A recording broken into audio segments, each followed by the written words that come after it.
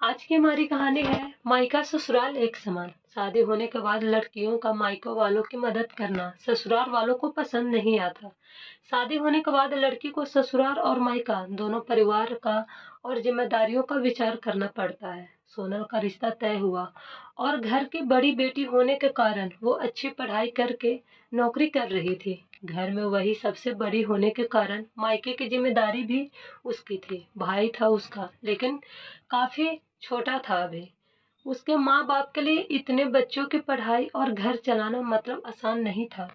उसके पिताजी private job करते थे और माँ भी घरों के काम करके जितना हो सके उतने काम करके अपने घर की मदद करती थी। सोनल की शादी तय करने का वक्त आया तभी उसके 2 बहन और भाई पढ़ाई कर रहे थे।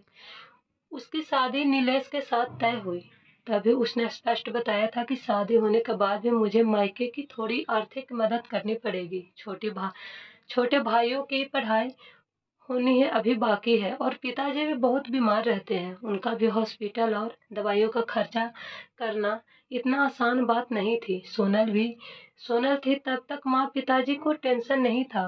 वह मन से करती थी सब कुछ। उसे पता था हालातों के बारे में। उसके भाई बहन उसके पैरों पर खड़े हो और उनकी पढ़ाई भी हो जाए तो सारी समस्याएं, पर तब तक मुझे भी मदद करनी चाहिए, इसलिए वह जिम्मेदारी निभा रही थी। सोनल ने शादी के पहले नीलेश और उसके परिवार वालों से यह बात कर क्लियर कर दी थी।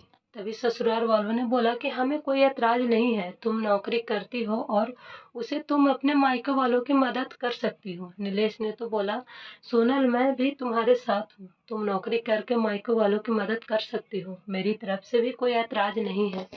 कभी लगे तो मैं भी तुम्हारे भाइयों और मायके वालों की मदद करूंगा। यह मेरा भी कर्तव्य है। हमारे दोनों फैमिली शादी के बाद मेरे लिए समान होगी। ऐसे में दोनों परिवार की जिम्मेदारी निभाना मेरी भी होगी। तुम टेंशन मत लो। नीलेश की ये बात सोनल को बहुत अच्छे लगे। मेरे होने वाले पति सोच कितनी अच्छी है, कितना सोचते हैं मेरे मायके वालों के लिए। वह भावुक हो गई उनके विचार सुनकर। थोड़े दिन बाद उनकी सगाई हो गई। सोनल के मायके वालों ने सोनल की शादी सभी की उपस्थिति में की।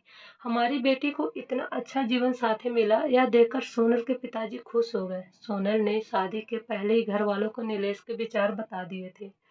उस वजह से घर वालों को लगता था कि सोनल नीलेश के साथ सुखी संसार कर सकती है। उसके ससुराल वाले भी अच्छे हैं।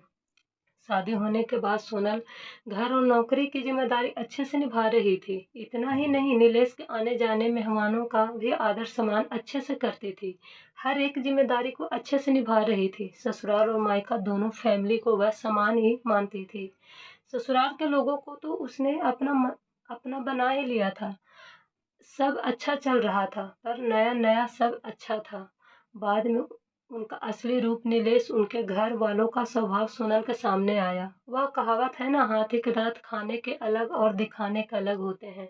ऐसे लोग थे। वह सोनल ससुराल वालों को पैसे देती, बचत भी करती थी, खर्च भी करती थी। उसे भी समझाता था अपना ही घर है, यह उसे सभी बातों की और जिम्मेदारियों का एहसास था। इसलिए खुद पर पैसे खर्च नहीं करती थी। ससुराल और खुद का सब करके वह थोड़ी मदद अपने भाइयों के लिए करती थी। उनकी पढ़ाई चालू थी। पढ़ाई मतलब थोड़े पैसे तो चाहिए था ना। पर यह नीलेश को भी पसंद नहीं था और उसके मायके वालों को सोनल मदद करती, इसलिए नीलेश चिल्लाता था। ये वही आदमी था जिसने खुद शादी के पहले बोला था कि वक्त आने पर वो मदद करूंगा। उसकी मदद अपेक्षा सोनल को नहीं थी। उसने उसने उसको कभी वैसा बोला ही नहीं। पैसे मांगे तो उल्टा सीधा ससुराल वालों को बोलते थे। तभी सोनल की माँ बोली, सोनल तुम्हारी भी गृहस्थी है, तुम्हारे पास पैसे मांगने के लिए अच्छा नहीं लगता। परिस्थिति वैसे आ गई है। उसकी माँ को बहुत बुरा लगता था। उसकी 2 नंबर बहनें पार्ट टाइम जॉब करने की शुरुआत की, इसलिए अब उसका अपने मायके वालों को पैसे देना सास को बिल्कुल पसंद नहीं था। तभी वो सभी को बताती कि सोनल जॉब करती है, सभी पैसे मायके वालों को देती है। ऐसी आधी सच बातें सोनल को अच्छा नहीं लगता था, पर करे भी तो क्या। उसे भी तो पता था कि अपने मायकों की परिस्थिति ठीक नहीं है।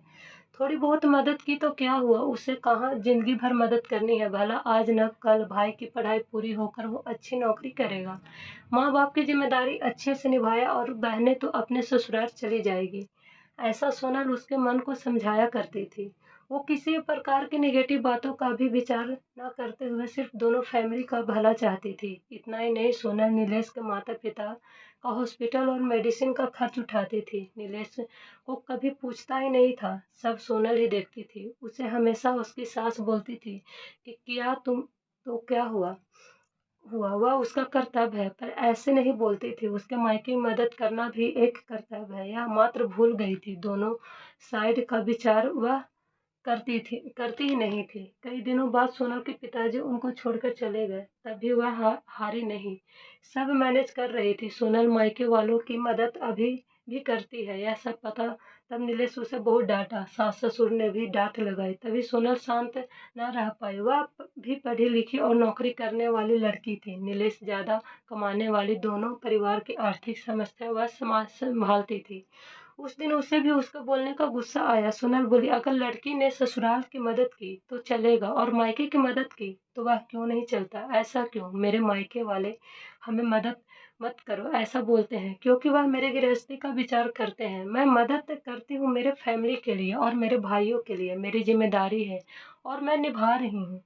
इसमें क्या गलत कर रही हूँ भला? जिस माता पिता ने मुझे इतना कष्ट करके पढ़ाया, बड़ा किया, आज मैं उनकी वजह से ही इतना बड़ी पोस्ट पर हूँ, अच्छा खासा कमा रही हूँ। तो मायके में ज़रूरत होने पर थोड़े दिन मैंने आर्थिक मदद की तो क्या हुआ? और हाँ, मैं आपका भी सब करती हूँ। हमारी गृहस्थी और भविष्य इसका विचार करके बचत भी जमा कर रही हूँ। यह सब बातें सोनल की सुनकर उसके ससुराल वाले उसे कुछ भी नहीं बोल पाए। कुछ दिनों बाद सोनल की सास बहुत बीमार हुई। उनकी बेटी उनको पैसे चाहिए थे तो खुद ने आधे पैसे भरने के लिए तैयार हुई। तब सोनल बोली, दीदी हम दोनों हैं ना, नीलेश और मैं देखते पैसों का, आप चिंता मत करो। नहीं भाभी, मेरा भी कर्तव्य है, माँ है मेरी।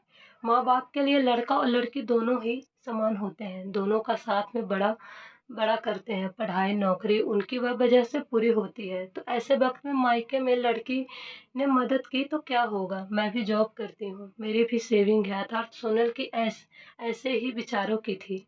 अपनी बहन की बातें सुनकर नीलेश और उसके माँ बाप का सिर शर्म से झुक गया। वह बोली, शादी होने के बाद भी मायका लड़की के लिए पराया नहीं होता है। लड़की ने कब कभी तो मायके की भी जिम्मेदारी लिया या अपने माता पिता के लिए कुछ किया तो कुछ बिगड़ नहीं जाता। यह बात सोनल कितने दिनों से बोल रही थी, तभी उसके सास को यह बात अच्छी नहीं लगती थी। यह बात बेटी ने बोली और उसने की हुई मदद, यह सब देखकर हमने सोनल के साथ अच्छा बर्ताव नहीं किया।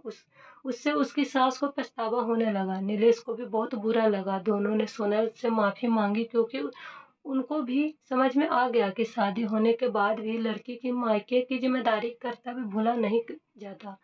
वह खुद के पैर पर खड़ी होगी, नौकरी कर रही होगी और मायके की परिस्थिति अच्छी नहीं होगी।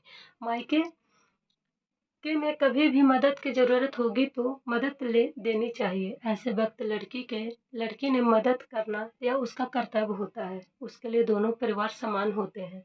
इन सब बातों में सिर्फ उसको ससुराल वालों ने समझ में उसका साथ देना चाहिए। यही उनकी अपेक्षा रहती है। शादी हो गई, इसलिए मायका उसके लिए महत्वाकांक्षी नहीं, ऐसा भी नहीं है। लड़की के ससुराल के प्रति जिम्मेदारी होती है, वैसे ही मायके की प्रति भी जिम्मेदारी होती है।